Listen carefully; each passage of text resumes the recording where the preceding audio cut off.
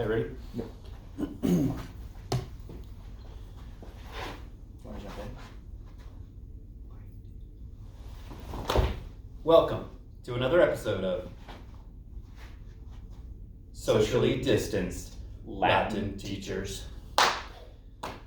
We've been hanging out in the underground lair for weeks. We have no idea if the pandemic is still going on. If you guys could just let us know what's happening outside in the world, that would be really helpful. Cause we've received no communication thus far. Zero communication from the real world in the underground Latin lair. Yeah. So hopefully you guys are well and still learning Latin. Yep.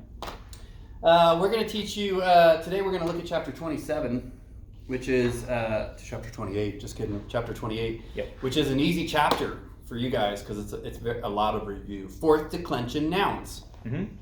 I think of nouns like a pyramid. Okay. I know this is kind of weird, but it just helps me remember certain things about them. Like there's first, second, third at the top of the pyramid, fourth, fifth. That's awesome. Okay. The reason I do that is because these first and fifth actually have a lot in common. Okay. Second and fourth have a lot in common. And third is kind of, unique in the world of Latin noun declensions. It kind of sits by itself up there. True. Because you have masculine, feminine, neuter nouns here, right? And some strange endings and what have you. Second and fourth are similar because these are all masculine and neuter nouns primarily, with a few exceptions. And then down first and fifth, you have primarily feminine nouns. One set of endings for each of these declensions. Two set of endings here because they have masculine and neuter endings. Three set of endings up here because of, well, actually more than that, masculine, feminine, and neuter, and then I stems as well. Yeah. I don't know, it helps me think about the different declensions. I think that's very helpful. Absolutely. Thank you. You're welcome. You. Yeah. Thank you. I appreciate that. You're a great teacher. Thank you. You are too. Oh, thank you. This is what we do in the underground Latin lair. We compliment each other to keep our spirits up. Yeah. What we need, a compliment a day keeps bad stuff away. Yes, as my grandmother used to say regularly. Okay, so we're going to talk about the fourth declension and eraser. The fourth declension has two sets of endings, one for masculine and one for neuter. Okay. Okay? Yep. And I think of this as the monkey declension because it's got a lot of whoo, whoo, whoo sounds. Oh, definitely So does. I like to dance around like a monkey when I say these. So masculine, first of all, you have us, oos, ooey, ooh. Ooh. Fourth declension loves the letter U. Oos, Oos. ibis, oos, Oos. ibis. So it sounds like this. Us, oos, ooey, ooh. Oos, ibis, oos, ibis. There you go. Cool. Masculine and feminine, because there are actually a handful of exceptions, as there are in the second declension, right? Second declension is masculine and neuter. Yep. But some second declension nouns like quercus, quercus. Quercus. Yes. Sorry, I got fourth declension stuck in my head. Second declension. Us e o umo. Quercus, querci, querco, quercum. Means oak tree, but it's actually feminine. And for whatever reason in the second declension, names of trees are all actually feminine. Well, there's a reason for it, because the Romans believed that dryads were living in the trees and they female were feminine spirits. Yeah, feminine spirits. Yep. So, so there is at least one notable exception to this rule. There's one feminine fourth declension noun that you need to know about, which is damus.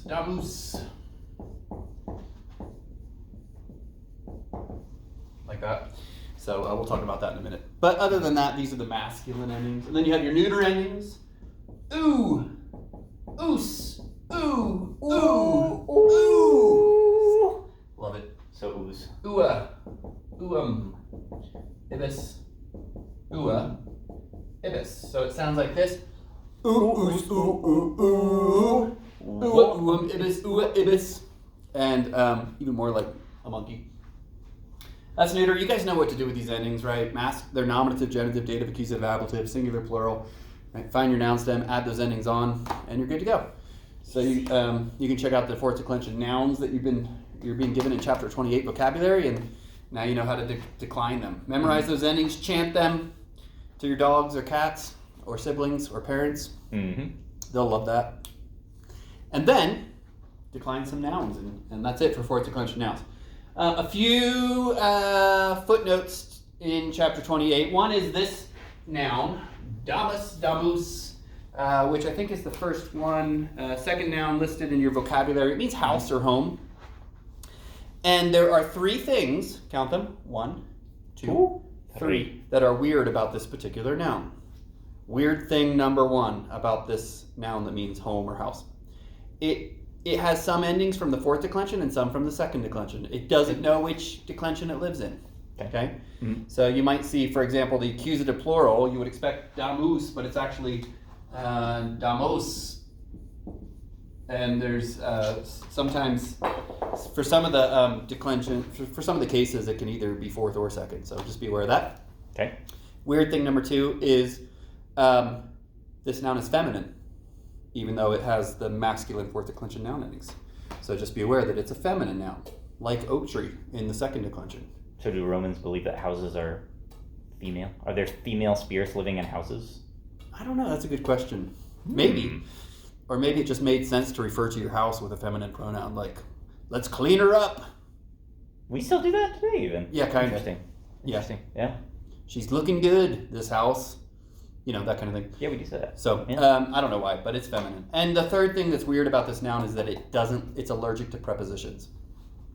Which is actually true in English as well, if you think about it. We would say, I'm going home, right? Where everywhere else we would go would require a preposition. We wouldn't say like, I'm going park, I'm going store, I'm going church. We would say, I'm going to the park, to the store, to church.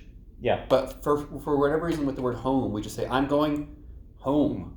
Yeah. And so our English word home, we just omit prepositions that otherwise we would expect to be there. And Latin does the same thing. Okay. So this noun's allergic to prepositions. So you wouldn't say ambulo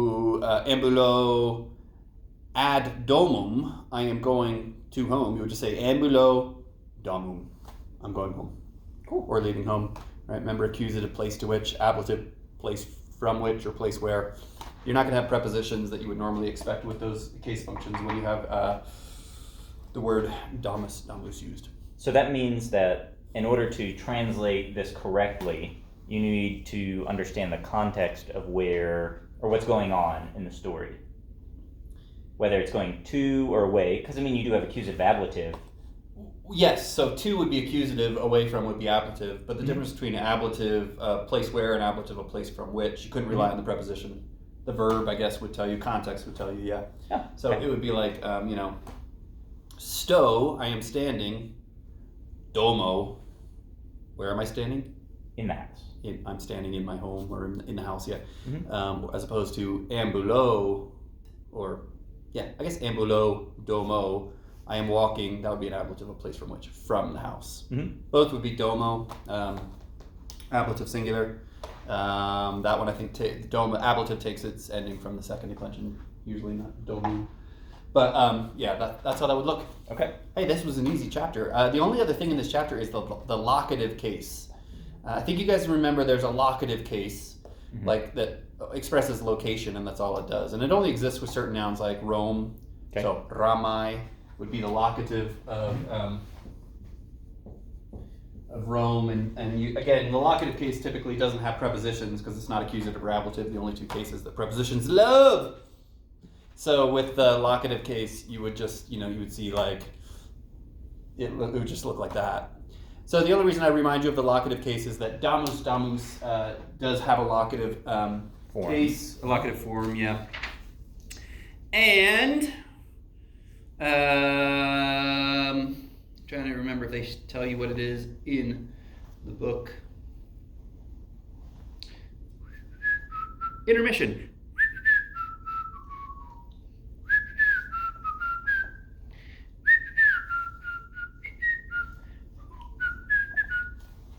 No. There's no I don't know why I told you that. There's no locative form. It just, like the locative form, it doesn't use prepositions, and they're just reminding you of that in this chapter. Because they wanted to. That intermission, do you know what that song's from that I was just whistling? Oh, it did sound very familiar. Oh, is it like Leave It to Beaver or something? No. Try again.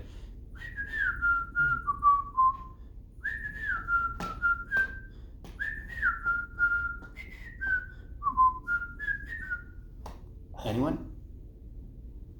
You should give some points away if somebody can get it.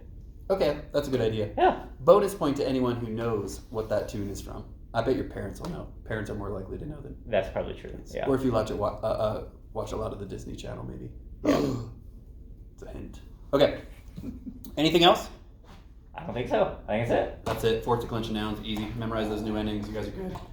We hope you have enjoyed this episode of Socially Distanced Latin Teachers. Brought to you from the Underground Latin Lair by professional Latin teachers Dr. D and Mr. Kochi. Bye.